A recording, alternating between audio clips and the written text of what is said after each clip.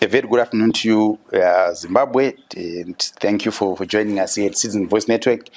Today we are joined by Senator Komichi. Senator Komichi is a veteran in opposition politics, and we want to understand quite a number of things today with Senator Komichi, what he has been up to till to date, and the journey that he has walked in opposition politics.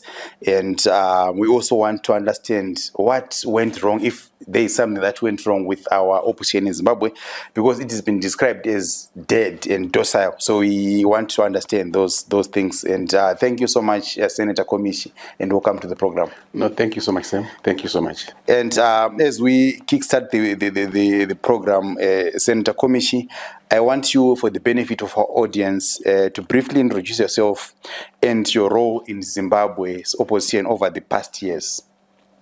Thank you so much, Sam. Yes. My name is Senator Morgan Komichi, who has been in the opposition politics for 25 years now, having participated in the formation of MDC during President Morgan Tsvangirai. I held a lot of positions from 1999, 2000 to the current date. I started as the North Provincial Chairperson, and I was there for 6 years as the provincial chairperson. I was elevated to the National Standing Committee as the Deputy Organizing Secretary in 2006 at our Congress. Then I got elevated to the Deputy National Chairperson in 2011 at the Bulawayo Congress. And again in 2014, I retained my position as the Deputy National Chairperson. With the resignation of our former National Chairperson, Love Momoyo, I got elevated to the position of the provincial, of the National Chairperson of MDC. With the demise of the President Tsvangirai, when Chamisa took over, I was elevated to the position of the Deputy President of MDC. So that is my brief history as a leader in the opposition movement. Senator Komichi, you said that you were, at one point, I think when you started, you were the chairperson of North. Are you originally from North, or it was just a position that you hold as the party started? I'm not originally from North. I was working for ZESA. I joined ZESA in 1984, and I was posted to Wange Power Station.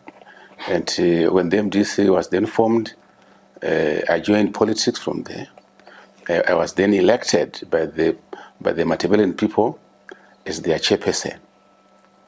Okay, I just wanted to understand that dynamic, why you were in North as a chairperson. But Senator Komichi, you've been part of the opposition for 25 years now, and since the early days of the formation of the MDC, what do you think were the strengths that made the movement formidable? Why was it formidable when the movement was started? Organizations are determined, their success is determined by the leader. Because the leader of an organization is a vision set, objective set, and without that characteristic, organizations can either fail or can succeed. The gentleman who led us from 1999 was great in such a way that he was very courageous, he was very charismatic, he was a unifier. The gentleman could sacrifice his life to lead from the front. He was very consultative. He was very inclusive. So everyone felt at home, and it is. Everyone wanted to participate, wanted to show off his or her skills at a lower level. So the movement became so vibrant simply because of the leader who was there, the late President Morgan Tsvangirai. That is why, even if it's a company, whether it's ZESA or whatever, the vision of the MD would propel the organization. His ability to manage, his ability to lead, his ability to accommodate, to motivate, to delegate, his ability to recognize other people's talents would make that organization succeed. If we lack in those areas, organizations will always collapse. Yeah, thank you for that response. But I would like to ask you on if you can confirm that since the demise of Baba Tsvangirai, we haven't had a leader very courageous. But before we get to that, Senator Komichi, I want to understand that you said that you were at ZESA, working for ZESA, and at what point did you leave ZESA? Was ZESA also comfortable, or did it accommodate you? Mom, politics knows what Mama State Institute akada sana ZESA zinogona kunetsa kuti in politics working for such an institution. At what point makazobva kuZESA zvakanaka here? It was very difficult. My first interview as the foreperson at ZESA, I was already a trade unionist. And I was asked a very tough question by the managers, how I was going to balance the trade unionism and the job of a foreperson. I answered them satisfactorily. They were so happy, and they appointed me as the foreperson of C&I department.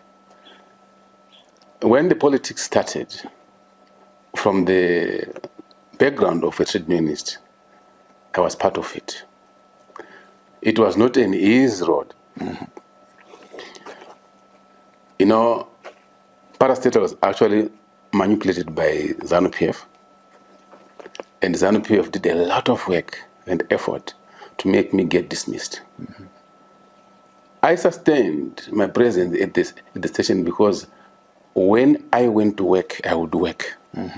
When I left the workplace, I would be on the ground, building the party. So it was very difficult for ZESA management to find any case against me.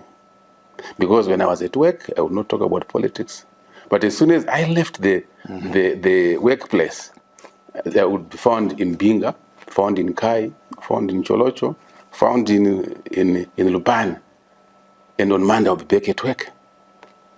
But however, it came a moment where the Zanu-PF leadership in Mat North became quite irritated with my presence in Mat North province, to an extent that one of the Zanu-PF leaders actually wrote a letter to the management of Hwange Power Station, saying, as long as Morgan Komichi remains the MDC chairperson,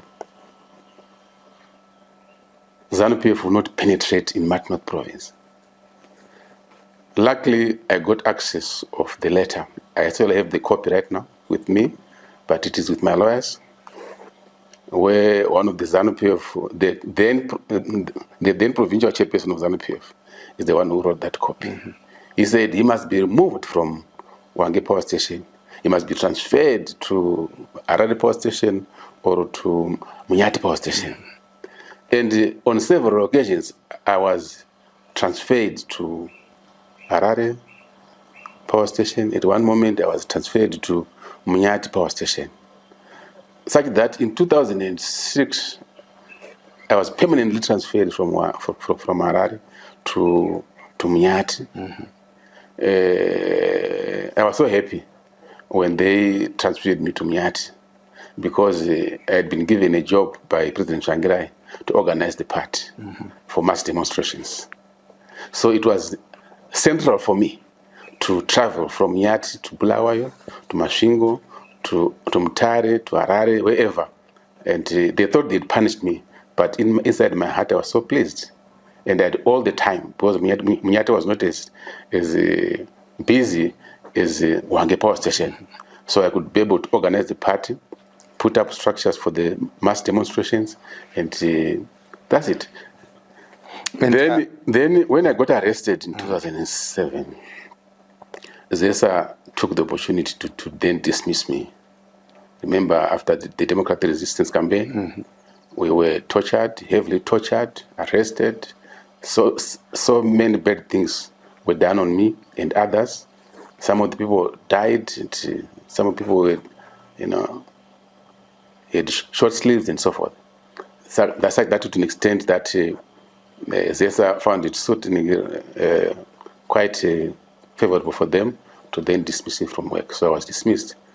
At the end of the day, I'm a victim of political abuse. So when you were dismissed, did you get your dues? No, they didn't give me anything. We went for the arbitrator. I won the arbitrator's case.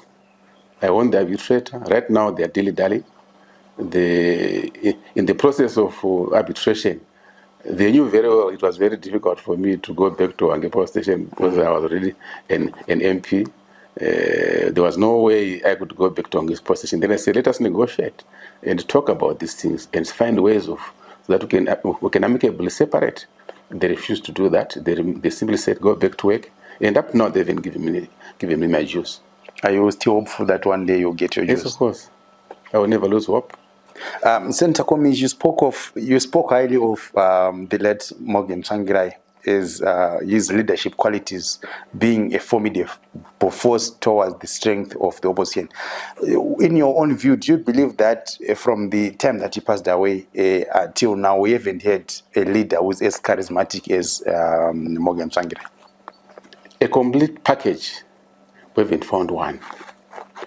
Because Morgan Tsvangirai existed for 18 years as the leader of the opposition movement. With Zanu-PF, there was a time when Zanu was Zanu. Mm-hmm. The Zanu that was there during Tsvangirai's time is different from the current Zanu-PF. Remember the time of Morgan Tsvangirai, Zanu could rape our women, could kill, could poison, could burn houses, could torture people, arrest arbitrarily. People suffered quite a lot. There are a lot of graves in this country which were caused by Zanu-PF simply because these were MDC people. But Morgan Tsvangirai managed to champion that struggle. At no point did he step down. At no point did he surrender. At no point did the movement go down to an extent which we witness today. So he had the ability to maneuver. He had the ability to resist. He had the ability to encourage us. Mm-hmm. When we were being killed, when we were being tortured, when our women were being raped, when people were suffering, he championed the struggle. And we were behind him. We supported him. We worked as hard as we could. And to me, I have no words. The man was just great for 18 years. Remember how he died? They had to kill him. Otherwise, if he had not died, we would be somewhere right now. So when you say they had to kill him, what do you mean? They poisoned him. The man was poisoned. He didn't die a natural death. Morgan Tsvangirai was poisoned because he was a troublemaker to them. They had no time to breathe. They had no time to play a game like what they are doing now. You could hold them accountable. You could question them. You could demand answers. The man was just a leader. If Morgan Tsvangirai was poisoned, Senator Komichi, why would he? Because I know at one point he flew from South Africa to attend the inauguration. Many say that there was a promise that the opposition would get something when President Mnangagwa assumed the leadership of Zimbabwe.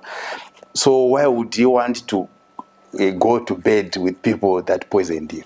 Morgan Tsvangirai was a leader par excellence. He did not care about himself much.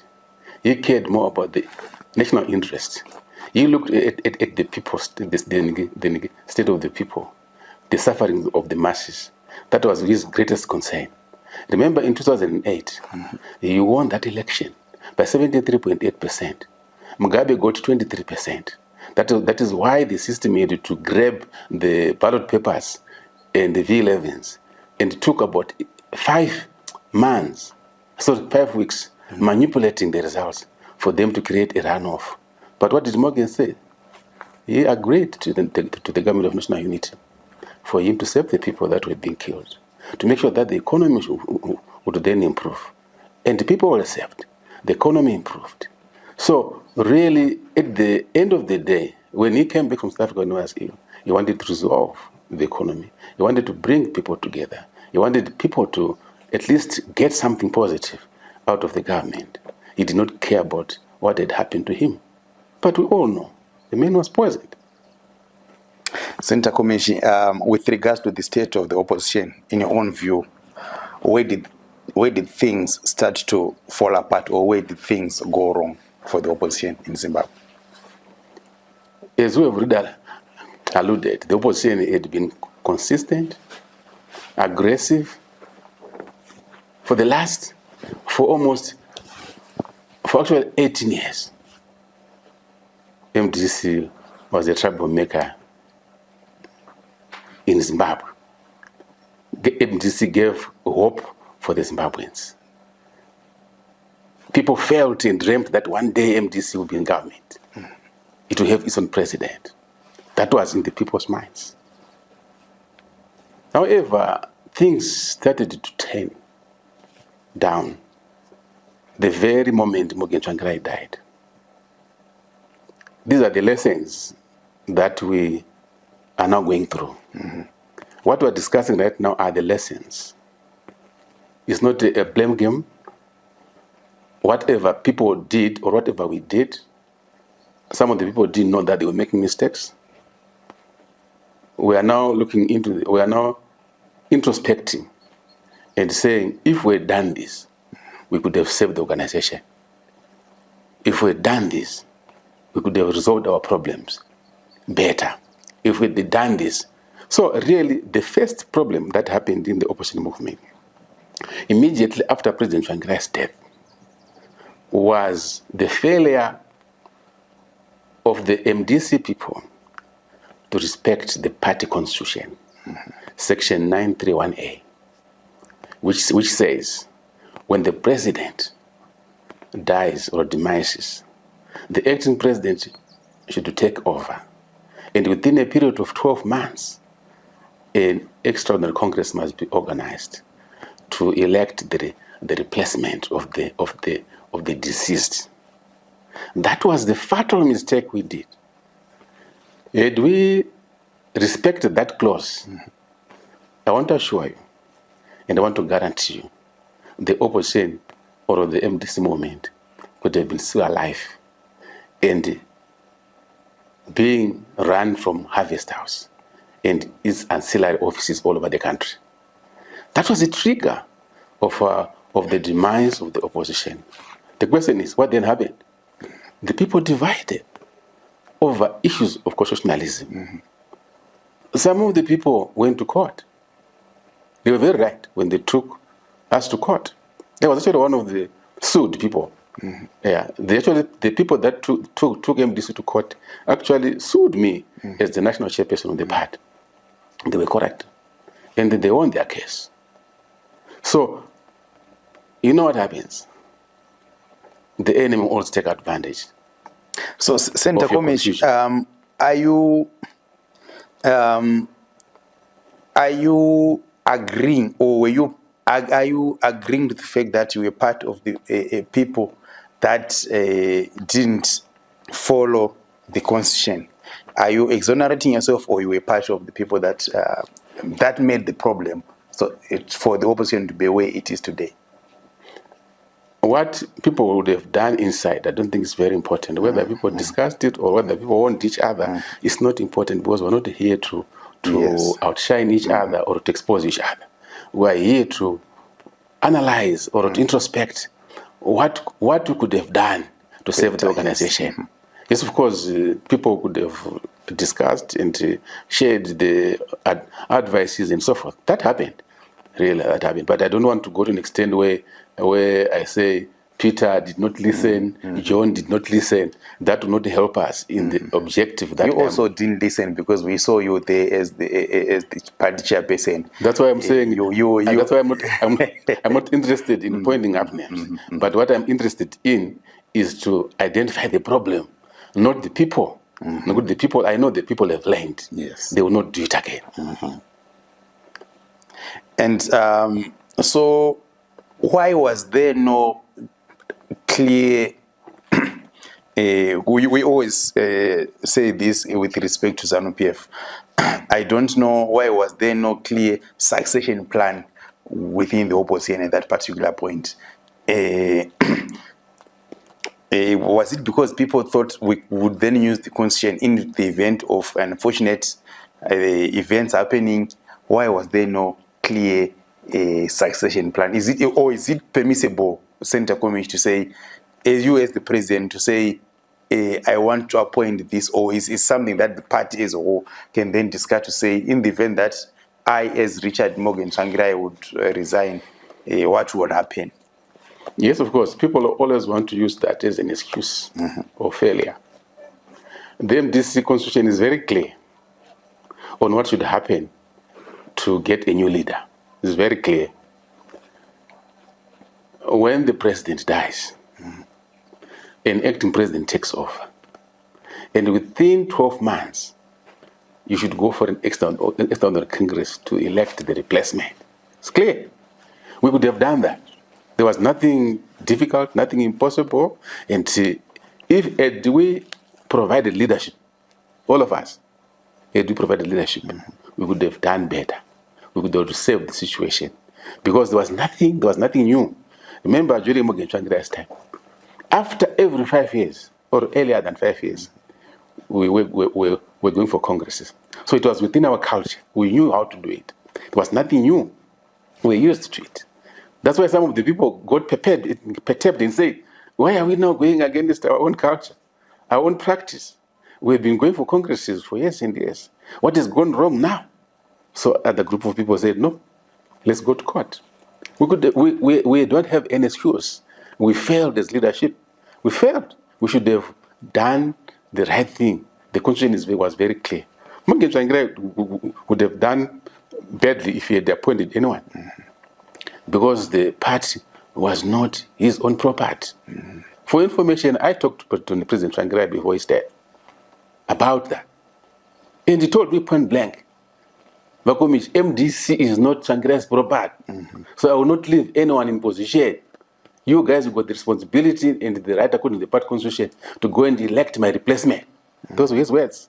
As the national chairperson, I was already predicting, I was already looking at the future, at the possibility that the president had gone so sick, so there was going to be some power struggle. And I talked to him about it, one-on-one.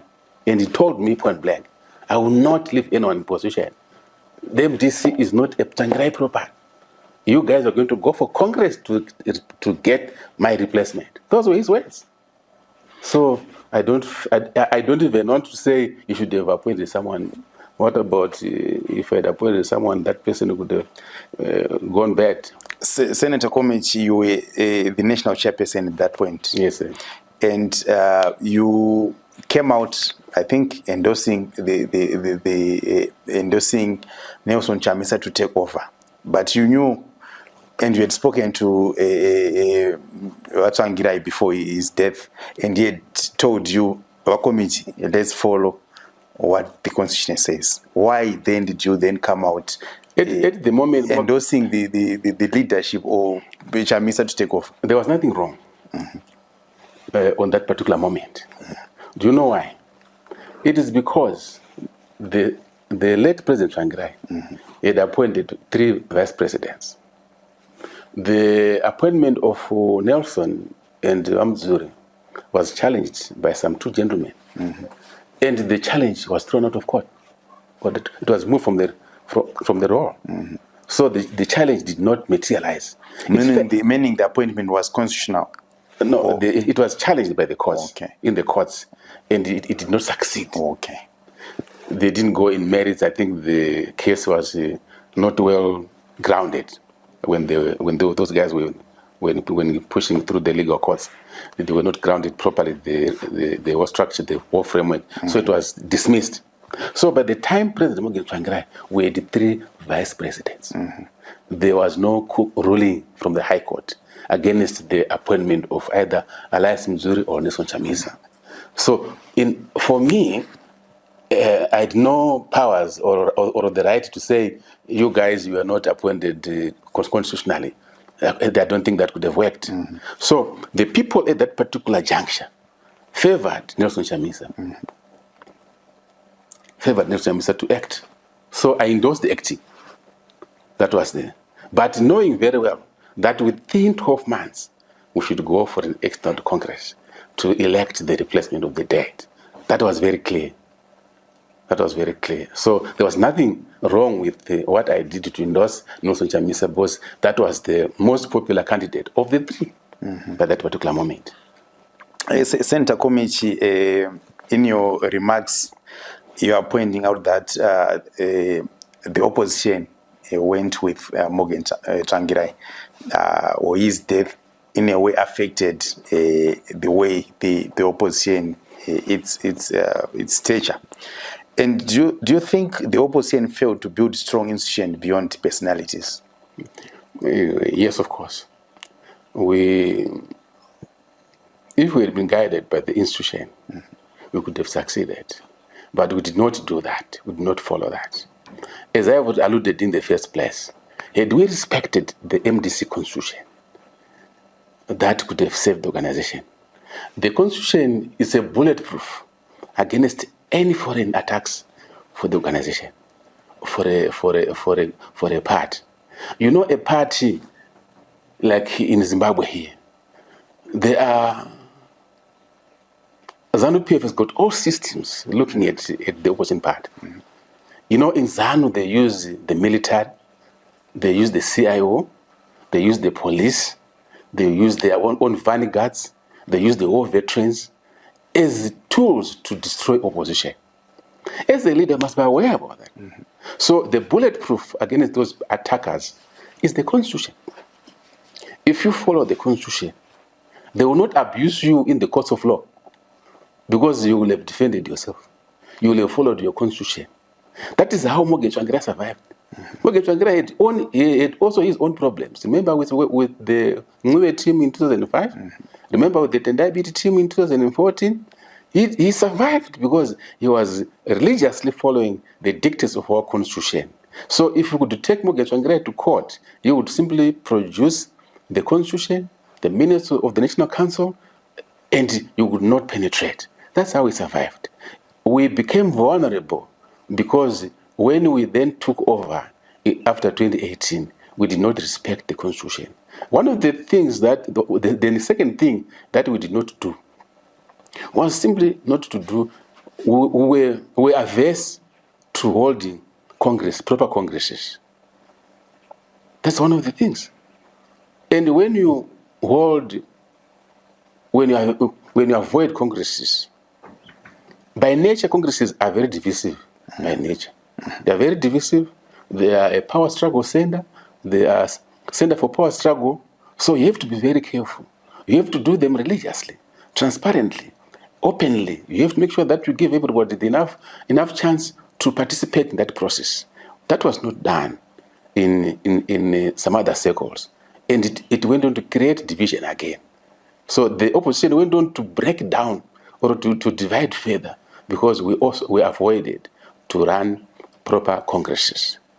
Even after the judgment of the Supreme Court judgment, remember the judgment against Nelson Chamisa, still congresses were not done properly. There were congresses that were haphazardly done, people occupying positions of presidency, such that the MDC became a part of courts, where leadership was always fighting in courts. In politics, the moment you go and fight your battle in courts, you have lost it, because you are going to be playing your battle in the hands of the opponent. What do you expect if you go and fight your battles in the hands of the opponent? You'll be destroyed. Senator Komichi, some critics argue that the demise of the opposition is linked to personal aggrandizement, with you leaders treating politics as a money-making venture rather than a struggle for the people. Do you agree with this assessment, and what's your perspective as someone who was on the inside?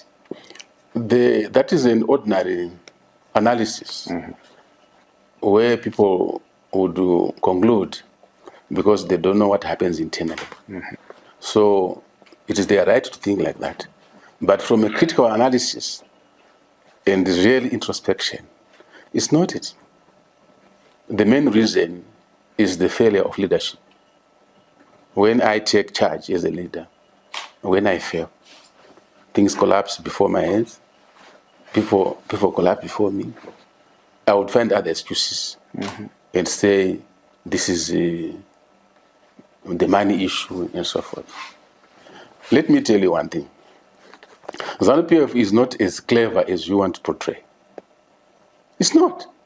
Zanu-PF is not as manipulative or what as people want to give it that credit. They failed to do it during MDC Tsvangirai time, when Zanu-PF was harsher than what it is today. They failed because of leadership. You have Tsvangirai. Tsvangirai vanombosvika pavakatonga nyika kasaka hatingati Zanu-PF yakafaila. You were outsmarted. Makarohwa 10-0 neZanu-PF in 2008. We are talking in terms of the state of the opposition, not Kutonga. We're talking in terms of the state of the opposition. Because people have alluded with Zanu-PF inotenga vanhu. Ndo yakapasa MDC. Opposition. It's not it. I don't agree with that because that's an admission. That's a weakness. Zanu-PF has been there in the Zimbabwean politics since 1980. We know that. And one of its functions is to weaken opposition. We know that.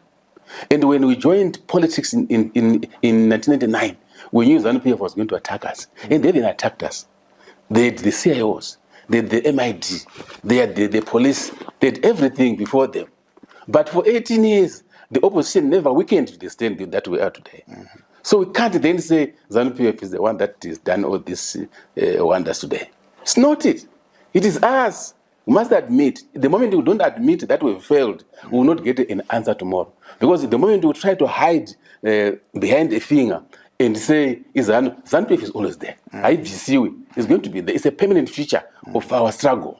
So if we do not find ways, the real issues that have caused us to collapse, we would find ourselves in the same situation even if we come out with a new party today.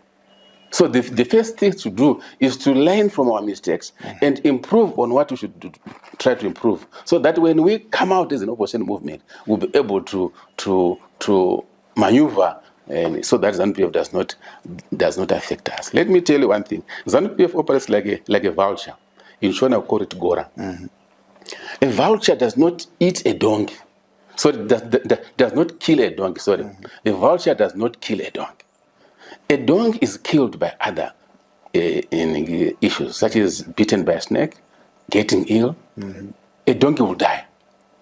Then the vulture, the moment the vulture identifies a dead donkey, people say it takes less than 30 minutes to transform a donkey into a carcass. That's Zanu-PF for you. So the donkey that I'm referring to is our internal problems in the opposition political parties. We fight among ourselves, between you and me. We fight among ourselves, and we are unable to solve our problems amicably between the two of us. When we fail to resolve the conflicts amicably in our organization, the vulture comes in. Zanu-PF for you. In all categories where MDC had been having problems from the 2005, when we failed to resolve issue of the Senate issue, Zanu-PF came in. But had we resolved our Senate issue properly, there was no Zanu-PF that was going to come in. Even the 2014 issue, we failed to unite our own leadership, and we split. Zanu-PF came in. Even the 2018 issue that we're talking about we failed to resolve our internal conflicts. We failed to resolve our own issues. Zanu-PF came in. Even the last 2023 elections, we failed to resolve our own internal issues. Zanu-PF came in to take advantage and to destroy the opposition. But it was the responsibility of the leadership to make sure that we don't open up space for Zanu-PF to come in. And Some critics argue that opposition leaders then became disconnected from grassroots struggles. Mama kuti kamari, I think time GNU, tarisa nguva GNU, mama singachabatika na Senator Komichi and your friends. So, but there are people that then say from that point you were disconnected from the grassroots. Would you think that this is a very fair view? No, I think the term referred to is quite unfair, because when we had the government of national unity, we had our problems, yes, of course, but the main objective of the government of national unity was to establish a national constitution for Zimbabwe. That was the main objective. And the national constitution of Zimbabwe was signed by the Zimbabweans, voted by the Zimbabweans, and was achieved. So the purpose of the GNU in 2008, 2013 was simply to have the national constitution, which we have been fighting for so many years, which many people died for, which many people got arrested for, which many women were raped for, and that document was achieved. So there was no excuse at all. And during the GNU, the whole credit for government success. Remember, people were earning nothing before 2008. People were earning what we call them, those monies that were in bearer checks, billions and billions, trillions and trillions. But when the government national unit was brought in, people started earning real monies. And things improved in hospitals, in schools, in shops, everywhere things improved. The credit of that economic improvement was given on MDC Tsvangirai. But however, people don't understand how Zanu-PF rigs election. When you came to 2030 election, remember I was also arrested that time. Zanu-PF rigged the elections. I was arrested. Remember when I found out that the ZEC itself was throwing away Tsvangirai's ballot papers, which had been voted by the state organs, behind Sheraton's building in the dustbins. And I raised the issue openly. How come mapepa ndiri kuona kuno kumabhini kuno ndatsvangira ega amugabe ari kupi? If it was a mistake, it was deliberate. Zanu-PF threw away the votes for Tsvangirai. So Zanu-PF masterminds the rigging tactic to an extent you blame yourself. We blame ourselves for having done wrong. Yet it is manipulation of Zanu-PF in as far as elections are concerned. So it's not true. However, we did not take it lightly. When we got poor results in 2013, that's when we came out with an idea of an alliance. We brought in all our SOL friends. We wanted to approach West Mangwe. We wanted to approach Tendai Bit. We wanted to approach Job Scala. We wanted to approach 4 other political parties of the Ngaruvume and the team to rebuild the opposition movement, to rebuild the MDC alliance. And we prepared ourselves for an onslaught in 2018. Remember what we did in 2018? We scored more than 2 million votes. That was our first success to score, our first time to exceed 2 million votes. So we did not sleep on the job. We worked actually on it. But this was perception-wise. People could do, they got the right to say, because people are desperate, they want change, they want the government to change, they want the economy to improve, they need their freedom. So people can say that. But it is upon us now as leaders, sometimes when we get this opportunity, to explain to them. Senator Komichi, you said that Zanu-PF does rig election. In your time as opposition, I don't know how many elections you contested, could be 2 or 3 or 4, from the formation of the MDC. For those years, are you able to tell how you say Zanu-PF rigs, you allege that Zanu-PF rigs elections. Can you tell us how they rig elections? Or as the opposition, did you devise? I don't even allege. I know it. Zanu-PF rigs election. How do they rig elections? Never lost an election to Zanu-PF. How do they rig elections? They actually put ballot papers in the, what they call it, they actually add ballot papers. There are areas in Zimbabwe which they were declared no-go areas. For an example, the Mzarabani areas. Mberengwa areas that you as the opposition couldn't deploy. You would not deploy those particular areas because those people in those areas are extremely intimidated. In those areas, our young people who are supposed to be polling agents, they are intimidated. they would not want to stand in those particular areas to be known is an agent. Another area where they actually manipulate votes are all farming community areas, new farms, all of them. You know, the resettlements. The new farming, the way the network is in those new networks. Families are networked. I actually had an experience when I went to Chirazi North one time, and we were on a parliamentary visit. Those people, they don't know that we were mixed. They didn't know that we were mixed MDC and Zanu-PF.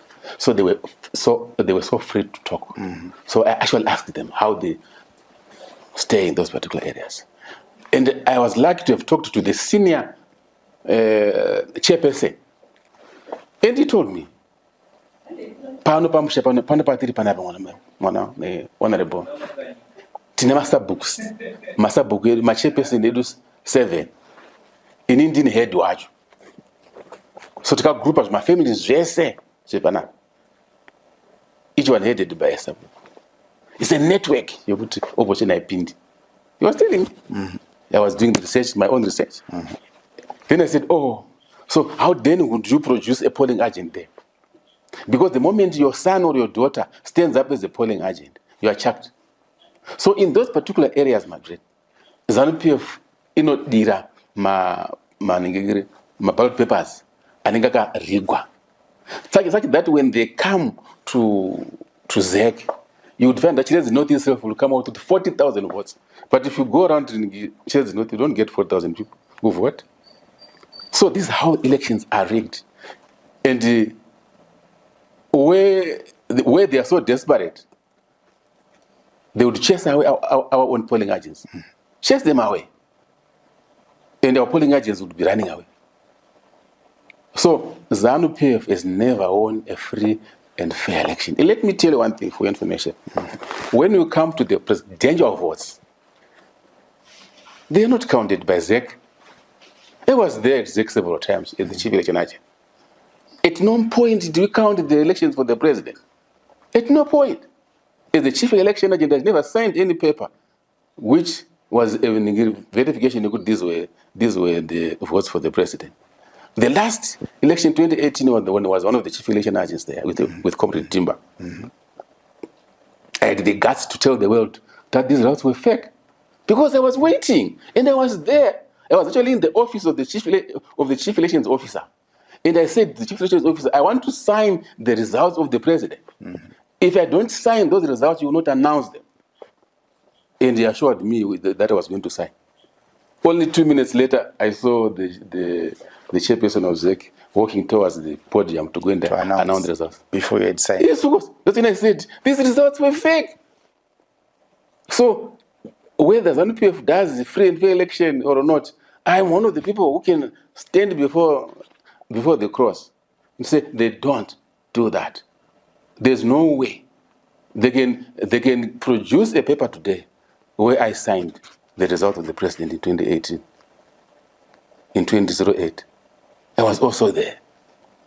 In 2008, I demanded the verification of the presidential votes. And I talked to the then chairperson of ZEC to stop counting for 2 days.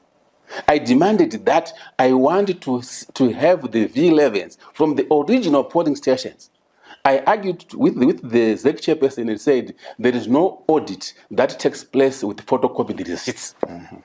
If you want to audit a company, you produce original receipts.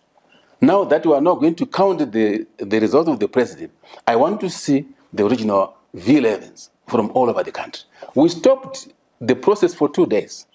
And the V11s were brought all over the country. And they were all put at the ZEC center, command center. We started verification of the results of one of the constituencies in Kadoma, the farming community. We verified, and I signed that Zanu-PF had won. Then I said, we now need to go to Mount Darwin. The Mount Darwin files were brought here. The V11s were brought there. Then I said, let's count. Let us verify. We did not finish the first 10 whatever, we were invaded by the people who had power upon us. They took over all our computers. They took all our files. They brought down all our tents, and they went away with the material for 5 weeks. And they came back. The chief election officer gave us the first copy of the results, which was not the one that was intended to have given us. He jumped like a small kid to take those forms from us, and he gave us the second copy. Then we stood up and said, no, if this is the case, it means we have rigged the elections. So you can go ahead. We left the command center after 5 weeks of manipulation and the rigging of elections. So people don't doubt, please. Zanu-PF will never run a free and fair election. You can blame leaders, you can blame parties, and Zanu-PF must be held accountable. That's why we need to do more to make sure that Zanu-PF reforms the whole process, agrees to reform the whole process. So you think Zanu-PF will reform itself out of power?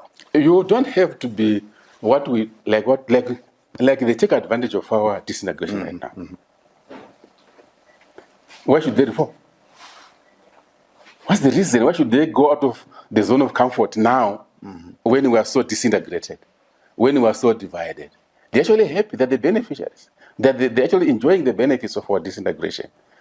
But remember, there was one time when they sat down to write the constitution with us.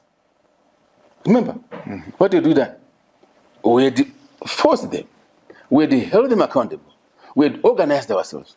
We had gone on the street and we demanded reforms and we demanded the constitution and we were active and we were action-oriented and we caused the mayhem in Zimbabwe. And what did they do? They killed us, yes, of course. They arrested us, of course. They arrested us. But ultimately, we sat down to write the national constitution. It did not come on a silver platter. They did not just agree. But now, why should they go out of the zones of comfort when we are as we are today? Senator Komichi, looking ahead, do you think all these integrated opposition political parties can come together and work together as we approach 2020? Do you foresee a situation where all these different players can set aside their differences and work together? That is my dream. That is my hope, and that is my wish. And I'm working on it. I'll succeed or I'll fail, but I'll put my energy on it. I want people to come together. Have you reached out to yes, of course. some of these yes, of leaders? course, I've done that. I cannot probably share what has been discussed, but I've done that.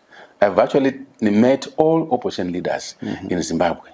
They know I've spoken to them. They know I've spoken to them. And I've asked them, and I've appealed to them, and I've requested them to put the national interest first. Forget about the past. And let's put aside the personal interest. I've raised that issue. They know that I've approached them. The decision is theirs. Because I've actually said, we must first of all agree on where we went wrong. We must discuss these things openly. We must commit ourselves that we will never do it again. And I've outlined 5 things which I strongly feel destroyed the opposition movement from 2018 to today. The first one, as I've already discussed with you, is failure to respect the constitution of the organization. The second one is the avoidance of holding proper congresses, which have ended us taking each other to court. The third one, you don't run political parties in Zimbabwe or in Africa without structures. You'll be exposing yourself to attack by Zanu-PF. That's what Zanu-PF wants. And when you remove structures within the party, you create anger within the people that were holding the structures. You create enemies. Just imagine, there are more than 1,340 position holders in MDC positions. And not 1,000, almost 1 million. 1,003,000 position holders in MDC. Those people they end up the following day with no positions. They are all angry. One of the things that angers people, which I've been always trying to research. Senator, you mean 1 million or one? Because 1 million, how many party members at your time would you know? Were you conversant to the number of card-carrying members? Those are positions. You either fill them or cannot fill them. But those are positions in the constitution. Yes, 1,300,000 something. Oh, okay. Yeah. So one of the most challenging internal processes are primaries for positions of members of parliament and councillors. It's a delicate process, and you must do it with care. It's the ballistic bomb which triggers the demise of the organization. The fifth one was the one group of the opposition was perceived to be dining, hugging, and kissing with Zanu-PF. Some leaders within opposition were identified at the State House. Some leaders were identified flying on the same airplane to go to Vic Falls for COVID injection. Some leaders were found supporting Zanu-PF Amendment number 2, which elongated the period of Chief Justice Malava to be the Chief Justice, supporting it openly.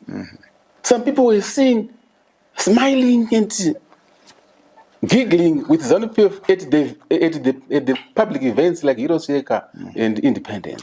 But Senator, so the people, when they look at that, they perceive you as associating with Zanu-PF. So there are 5 areas where the opposition made a mistake, which you could have avoided. People are not. I don't say people should not respect the Hiroseka, nor should they respect the independence. The opposition people must have their own. My suggestion, the opposition people must have their own Hiroseka events. They must have their own independence events. So that so that you'll be able to talk whether the government has fulfilled the expectations of the war veterans, whether the government has really fulfilled the expectations of the whole nation, the independence. No, when you go to the Heroes Acre with Zanu-PF or go to the influence of Zanu-PF, it will be Zanu-PF slogans through and through. And you'll be facilitating Zanu-PF's activities. Sanitizing. Where we are just, you're sanitizing, you are just there, you are just an onlooker. So to me, it's not clever. But Senator Komichi, are you trying to tell us that there are no instances that Zanu-PF Painombogo now? Because you are it is trying not to my oppose, responsibility to oppose everything. It's not, as an opposition leader, it's not for me to say that. It is the people who should say that. The people on the ground, people in Mbare, people in Kwazana, people in Is it wrong to say that as a leader, is it wrong to say that we welcome this development by the ruling party or by the government? That is where we make a mistake. One leader wanted to do that and he introduced what we call a rational disputation. That's a dangerous policy. That's a dangerous strategy. In politics, you have to be strategic. In politics, you have to be strategic and you have to make to you are careful. You don't have to be misconstrued by the people as a Zanu-PF sympathizer. Don't do that. If you are to do it, you do it secretly, not in public. Don't do that. The Zanu-PF responsibility is to make sure that the economy grows. Freedoms are there. Employment has been found. Hospitals are built. They are state of the art. Roads are shining. This is what Zanu-PF is to do, and the people must judge. Not me as an opposition leader. I will not do that. My responsibility and my duty, which has been assigned to me by the people of Zimbabwe, is to mark Zanu-PF, to keep them on toes, to do better, to improve the economy. Because you know when you go to Barenyatwa, my friend, people are now giving birth per floor. If you go to other hospitals, women and men are sharing the same ward. There's no medicine in hospitals. And you want me to say Zanu-PF is done good by building and trabablas? What are the people benefiting from trabablas? It's not my responsibility. It is Mchangwa's responsibility in this team to talk about trabablas, not me. I would want to see a woman in Bari, a woman in Budiriro benefiting out of the government? Senator Komichi, most of the opposition leaders have been in opposition politics from the formation 25 years. Don't you think 25 years plus years now, don't you think it's high time that we give young blood, maybe you as kinds of the elders, guiding them on what they could do right, other than you trying to bless? I'm such makura here zoti muchipawa vamwe vechidiki vambochi maybe new ideas vambochi manya. That is a feeling of desperation. When people fail, they always find excuses. They always find something to blame. It's like life. One person can die immediately after birth, decided by God. One person can die after 100 years, decided by God. You can't say imima 100 years chifayo to occupy space as you go on. The same thing. Politics is not the game for everybody. Politics is how you feel it, how you don't choose to be in politics. So you don't choose to retire. You feel the retirement. You retire. That's why today in Malawi, we're having a president who is said to have won or who is going to win. He's 85 years, Peter Mutharika. The people could have said, why did that party choose Peter Mutharika? Didn't they have young people that were 20 years old, 30 years old? So that is not as simple as Ndoda. But however, where I want to agree with you is that the young people must be included in the struggle. The young people must be given position of influence. The young people must be groomed to take over. My understanding of the democratic struggle, it needs two things. The first thing that requires the democratic struggle is the wisdom. And the wisdom is provided by those that are slightly old. Then the second requirement is the energy and the technology. The energy, that's the one brought by the young people, like our young men here, you say. Look at this young man. He's an organizing secretary of March Central Province. Look at him, very young. So we have those young people that are the, look at this. He's the organizing secretary of the MDC Tsvangirai party. I'm the interim president of MDC Tsvangirai party. So we have that. We actually appreciate and recognize that we need to fuse. But what do you want to achieve? The full package is the wisdom and the energy and technology. Young people provide the energy and the technology. We're in the new world today. Senator Komichi, you said that you are the interim president of the MDC Tsvangirai. Tell us more about MDC Tsvangirai. When was this formed? How is it different from the MDC that is being led by Senator Monzora? And where are you in terms of your structures, affiliations? How is that going? Yes. Okay. Yeah. Thank you so much. I want to make it clear to the people of Zimbabwe today. The MDC that was founded by Morgan Tsvangirai disappeared long back. That was founded in 1999. It met its first fate in 2005. There was no court ruling or court judgment to say Tsvangirai remained with MDC or Ngube went with MDC. They all went with MDC portion. Tsvangirai remained with MDC portion. From the Ngube's portion, it went on to divide between MDC Ngube and MDC Mtamba. The Morgan Tsvangirai MDC went on to split into MDC Tsvangirai and MDC Kupe. Remember? The same MDC Tsvangirai went on to split between Nelson and MDC Monzora. So look at it. At which stage is Monzora come in as an MDC? Probably fifth generation. That's the MDC which is being led by Douglas Monzora. And the bigger chunk of MDC went away with Nelson Chamisa and transformed into Triple C. That's an MDC. There's another MDC which went with the Electoral Mangoma MDC renewal. The other MDC transformed itself into PDP.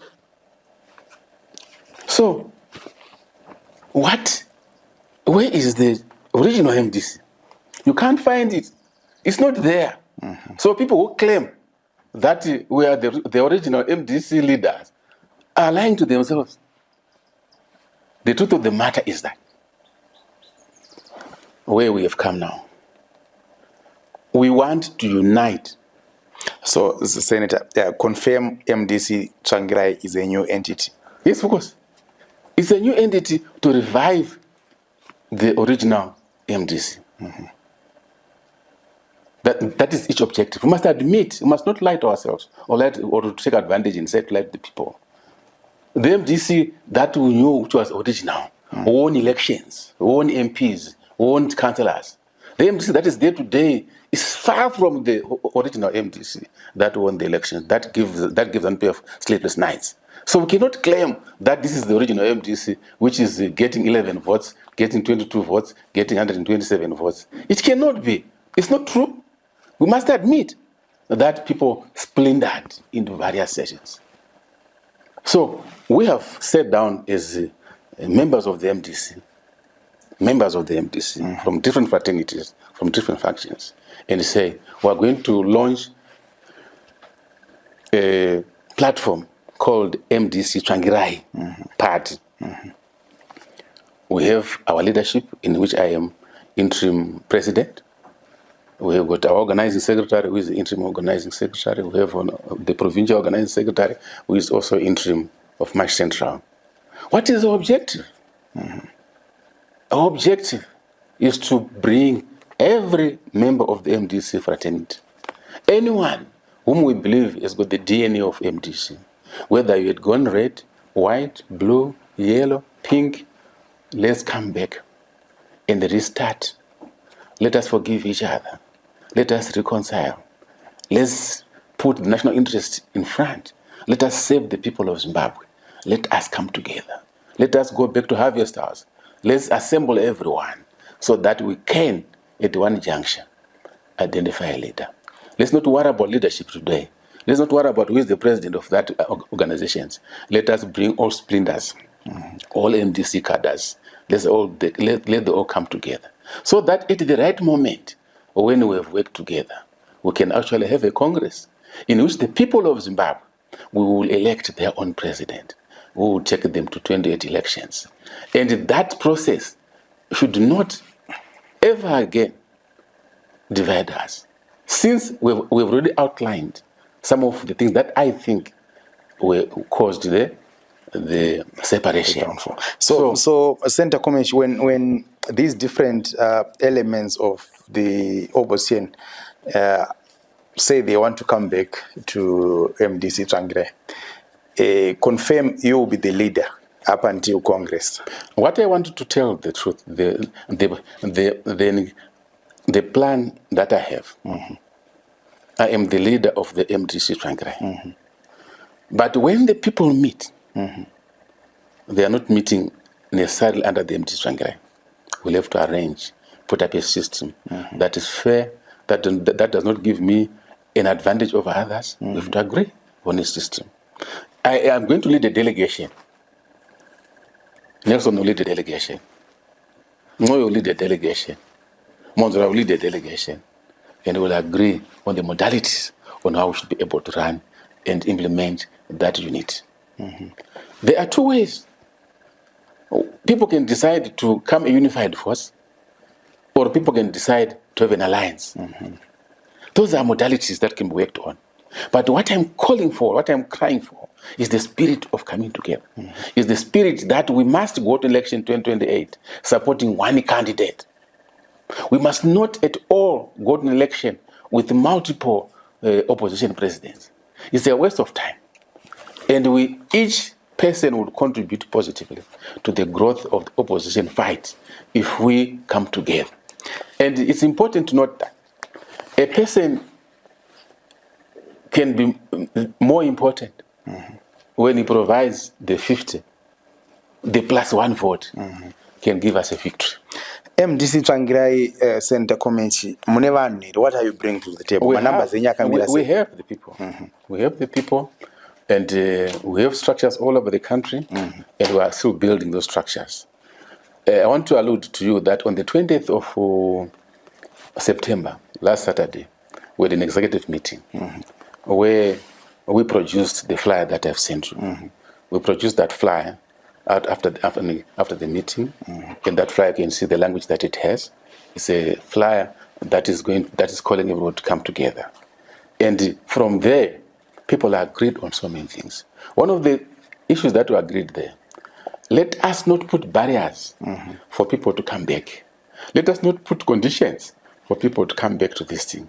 Let us put value on the amalgamation of our people than separation. Let us learn from our past mistakes. Let us agree that we can't be all presidents.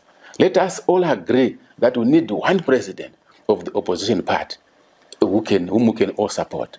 And we also agreed that if the Congress or the grouping or the conference that we're going to hold chooses same as its president, I, Morgan Komechi, and my team will support them. It's not about me. It's not about anyone. It's about a process that will assure the people of Zimbabwe that we can have a better fight and a better outcome at the elections. So that is the main purpose of the MDC Tsvangirai. It's not about selfish ends. The MDC Tsvangirai is going to be the voice, the vehicle for unification, the voice for coming together. It is not hungry to become its leadership, to becoming whatever president of what. That will be coincidental, that will be God's choice, but what we want is the people to come together. So what we have currently done, we are now having leadership in every part of the province. We have the leadership. We need to do more to build. We need to educate. What we said, with this vision of the MDC Tsvangirai, we now need missionaries. Missionaries in Pinge, missionaries in all over, missionaries in... Let me tell you one thing that I've also discovered. I've posted this flyer to many individuals in the country, and the response that I'm getting from those people, from the feedback that I'm getting, is quite encouraging. People want unity. The research that we've also done, people want unity. People are no longer interested in individualistic leadership. They are not interested. They would want us to come together, because when we come together we can move mountains. Let us join hands to free Zimbabwe. That is what we believe is MDC Tsvangirai. So we're not fighting anyone, and that's why even if you listen to my interview, I've avoided to mention names as much as possible, because I am spearheading the call for unity. So if I start attacking individuals, it won't help me. Senator Komechi, there are people within different fragments of the opposition that have been labeled as sellouts, to the extent that even today, when they make a public address, they'll be booed. To the extent that when they post something online, the comments there are always negative. Yes, of course. If you incorporate these people into MDC Tsvangirai, do you think people will support the vision, or people will walk away because of the people that you then associate the new entity with? Yeah, I met one lady from Gokwe. She said, remember when we had an alliance, one of the leaders came to Gokwe and wanted to address us. And we booed him. Exactly what you are saying. We booed him. Because then I was phoned by the president. Let's look at the more important aspect of this unit than the past that we had.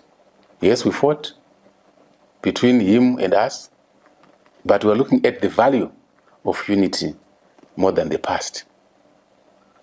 And don't forget also, some of the things that, he said that, some of the things that we use is called label and condemn. Label and condemn was an opposition strategy which started even during Tsvangirai's time, where if we fight between the two of us, the easiest way of destroying you is to call you a Zanu-PF for appendage, a CIO, or you ate money. That is a strategic defense system for the opposition that existed even during Tsvangirai's time. Remember, we said these things to Washington. Remember, we said these things to Tendai. But in 2016, didn't you unite? Did you ever ask yourself, Tsvangirai, are you uniting with the sellouts? Did you ever ask yourself, Tsvangirai, are you uniting with the BT sellouts? But we had an alliance. So these allegations that we hear, Komichi, Wakatengwa, please don't believe it. And Tenkeki, I'm not for sale. But as a human being, I stand on principles. When principles are broken, I have the right to express myself. But I will not sell the struggle. That's why I'm here. I will not sell the struggle. Yes, of course, I don't then say there are others who are not sellers. No, they could be there. Even during the armed struggle, remember the Nyati story of the Nyazonya Chimoyo attack. They were there. Even today, they are still there. I'm sure each one should be held accountable, and people should be able to explain their actions. They should tell the people, the world, why they were doing that. I'm here to tell the world today, I'm not a sellout. That's why I'm calling for the unity, forgiveness, reconciliation. So, Senator Komich, is MDC Tsvangirai a new brand, or it's a rebrand, or are you rebranding? What's happening? We are now working on the rebranding of the legacy of the late Morgan Tsvangirai. We are aware that world over, in the country all over, people are still connected to the legacy of the late Morgan Tsvangirai. His leadership qualities, his achievements, his successes, and we lost that over a long period. So we are invoking that spirit, invoking that leadership qualities to cleanse the MDC that has been so tarnished. I agree with you. The MDC, the current MDC led by Douglas Monzora, has been so tarnished, and you can't sell that product. And here we have given ourselves this opportunity to make sure that we want to rebrand. That's why even if you look at our flyer, it's a rebranded one. You can see it's different. It has got different colors, and the art and everything else. We want to make sure that the values of our organizations is highly followed. The constitution of the party is highly respected. We want it to be a radical movement that is going to hold Zanu-PF accountable. We want to mobilize people to make sure that we represent the people of Zimbabwe. We want to be the voice of the dilapidated hospitals. We want to be the voice of unpaid teachers.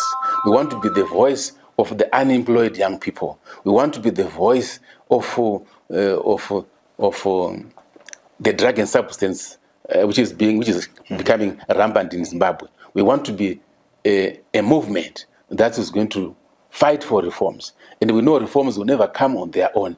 We have to organize the people, hold Zanu-PF accountable, and demand the reforms before 2020 elections. So we're going to be the movement that we used to know during Morgan Tsvangirai's time. We're going to make it quite different from the movement that we've been seeing after Morgan Tsvangirai's time. So we mark a very clear difference, and we are determined to lead from the front. We are determined, if it's necessary, to die for the people. We are determined to make sure that the real MDC is back. That's why we deliberately used MDC Tsvangirai. We want to link with his past. We want to link with his aspirations. We want to link with what he wanted. So the MDC that I am leading as the interim president today is not the same with the one that's being led by Douglas Monzora. So people of Zimbabwe, don't confuse us. But however, in our call for unity, we want everybody to come in.